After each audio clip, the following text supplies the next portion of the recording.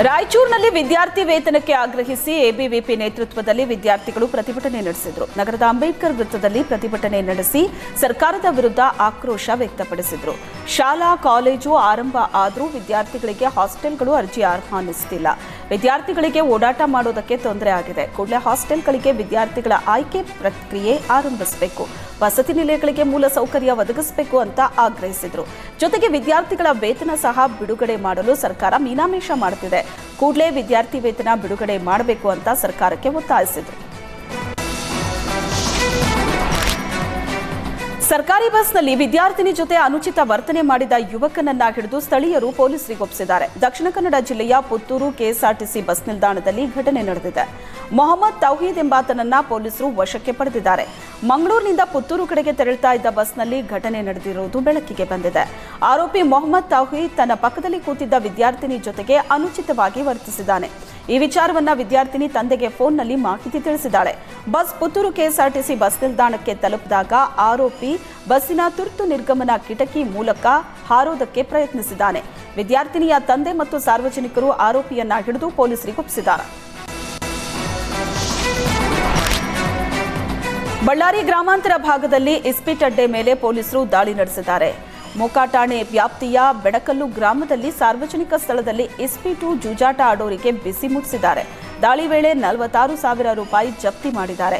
ಇಸ್ಪೀಟ್ ಆಡುತ್ತಿದ್ದ 11 ಜನರ ಮೇಲೆ ಕೆಪಿ ಕಾಯ್ದೆ ಅಡಿಯಲ್ಲಿ ಪ್ರಕರಣ ದಾಖಲಿಸಿಕೊಂಡಿದ್ದಾರೆ. ಡೀಸೆಲ್ ಟ್ಯಾಂಕರ್ ಹಾಗೂ ಕಾರಿನ ನಡುವೆ ಮುಖಾಮುಖಿ ಡಿಕ್ಕಿ ಸಂಭವಿಸಿದ ಪರಿಣಾಮ ಕಾರಿನ ಚಾಲಕ ಸ್ಥಳದಲ್ಲೇ ಮೃತಪಟ್ಟಿದ್ದಾನೆ. ಚಿಕ್ಕಮಗಳೂರು ಜಿಲ್ಲೆಯ ಕಡೂರು ಹೊರವಲಯದ ತಂಗ್ಲಿ ಬೈಪಾಸ್ ರಸ್ತೆಯಲ್ಲಿ ಘಟನೆ ನಡೆದಿದೆ. ಪ್ರತಾಪ್ ಮೃತ ಕಾರು ಚಾಲಕ. ದಾವಣಗೆರೆಯಿಂದ ತುಮಕೂರಿನ ಕಡೆಗೆ ತೆರಳುತ್ತಾ ಇದ್ದ ಕಾರು ಹಾಗೂ ಹಾಸನದಿಂದ ಬೀರೂರು ಕಡೆಗೆ ತೆರಳುತ್ತಾ ಇದ್ದ ಡೀಸೆಲ್ ಟ್ಯಾಂಕರ್ನ ನಡುವೆ ಡಿಕ್ಕಿಯಾಗಿದೆ. ಡಿಕ್ಕಿ ರಭಸಕ್ಕೆ ಕಾರು ಸಂಪೂರ್ಣ ನಜ್ಜುಗುಜ್ಜಾಗಿ ಕಾರು ಚಾಲಕ ಪ್ರತಾಪ್ ಸ್ಥಳದಲ್ಲೇ ಮೃತಪಟ್ಟಿದ್ದಾನೆ. ಅಪಘಾತ ಸಂಭವಿಸ್ತಾ ಇದ್ದಂತೆ ಡೀಸೆಲ್ ಟ್ಯಾಂಕರ್ ರಸ್ತೆ ನಡುವೆ ಪಲ್ಟಿಯಾಗಿ ಡೀಸೆಲ್ ಸೋರಿಕೆ ಆಗ್ತಿತ್ತು.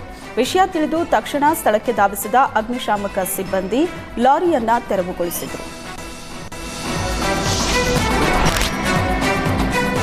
ಕೊಪ್ಪಳ ಜಿಲ್ಲೆಯ ಕುಕನೂರಲ್ಲಿ ಕೃಷಿ ಇಲಾಖೆ ವತಿಯಿಂದ ಡ್ರೋನ್ ಮೂಲಕ ನ್ಯಾನೋ ಯೂರಿಯಾ ಸಿಂಪಡಣೆ ಕಾರ್ಯಕ್ರಮ ಹಮ್ಮಿಕೊಳ್ಳಲಾಗಿತ್ತು. ಮಂಗಳೂರು ಗ್ರಾಮದ ಶರಣಪ್ಪ ಗಾಣಿಗೇರ್ ಜಮೀನಿನಲ್ಲಿ ಕೃಷಿ ಇಲಾಖೆ ಡ್ರೋನ್ ಮೂಲಕ ನ್ಯಾನೋ ಯೂರಿಯಾ ಸಿಂಪಡಣಾ ಪ್ರಾತ್ಯಕ್ಷಿಕೆ ಮಾಡಲಾಯಿತು. ಜಮೀನಿನಲ್ಲಿ ಗೋವಿನ ಜೋಳದ ಬೆಳೆಗೆ ಡ್ರೋನ್ ಮೂಲಕ ನ್ಯಾನೋ ಯೂರಿಯಾ ಮತ್ತು ನ್ಯಾನೋ ಡಿಎಪಿ ಸಿಂಪಡಣೆ ಮಾಡಲಾಯಿತು.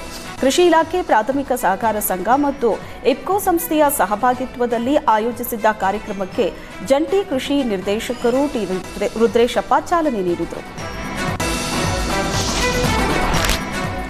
ಕಳೆದ ಕೆಲವು ದಿನಗಳ ಹಿಂದೆ ಉಡುಪಿಯಲ್ಲಿ ಮಾನಸಿಕ ಅಸ್ವಸ್ಥನನ್ನ ಸಾಮಾಜಿಕ ಕಾರ್ಯಕರ್ತ ವಿಶು ಶೆಟ್ಟಿ ರಕ್ಷಿಸಿ ಆಸ್ಪತ್ರೆಗೆ ದಾಖಲಿಸಿದ್ರು. ಇದೀಗ ಯುವಕನ ಕುಟುಂಬ ಪತ್ತೆಯಾಗಿದ್ದು ಸುಧಾಕರ್ ಪವಾರ್ನನ್ನ ಹಸ್ತಾಂತರಿಸಲಾಗಿದೆ. ಸುಧಾಕರ್ ಪವಾರ್ ನವಲ್ಗುಂದ ಮೂಲದವರಾಗಿದ್ದು 12 ವರ್ಷದ ಹಿಂದೆನೇ ಮನೆ ಬಿಟ್ಟು ಹೋಗಿದ್ದ. ಇತ್ತೀಚೆಗೆ ಉಡುಪಿಯಲ್ಲಿ ಪತ್ತೆಯಾಗಿ ಜನರಿಗೆ ಭಯ ಬೆಳೆಸಿದ್ದ. ಯುವಕನನ್ನ ರಕ್ಷಿಸಿ ಸಾಮಾಜಿಕ ಕಾರ್ಯಕರ್ತ ವಿಶು ಶೆಟ್ಟಿ ಕುಟುಂಬಕ್ಕೆ ಹಸ್ತಾಂತರಿಸಲು ನೆರವಾಗಿದ್ದಾರೆ. ಸುಧಾಕರ್ ಪವಾರ್ ಸಹೋದರ ಶ್ರೀನಿವಾಸ್ ಉಡುಪಿಗೆ ಬಂದು ಕರೆದೊಯ್ದಿದ್ದಾರೆ.